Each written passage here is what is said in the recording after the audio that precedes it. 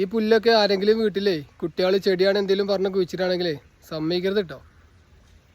വളപ്പിൽ വന്ന് പെട്ടാൽ തീർന്നീ സാധനം. അപ്പോൾ മാക്സിമം നോക്കിക്കൊണ്ട് ഇത് അടുപ്പിക്കാൻ നിൽക്കരുത് വളപ്പിൽ. അഥവാ കുറച്ച് എവിടെയെങ്കിലും കണ്ടാൽ വേരോടുക്കനെ പറിച്ച് കത്തിച്ച് കളഞ്ഞുകൊണ്ട് അല്ലെങ്കിൽ ഉണക്കി കളഞ്ഞുകൊണ്ട്. അത്രയും ഡേഞ്ചർ സാധനം ഈ സാധനം.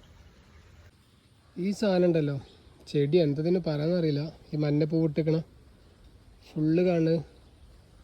ഇത് ആരാൻ്റെ തോട്ടത്തിലൊക്കെ നിൽക്കണ കാണാം, അല്ലെങ്കിൽ റോഡ് സൈഡിലൊക്കെ നിൽക്കണം. നല്ല രസമാക്കാം ഫോട്ടോ എടുക്കാനൊക്കെ.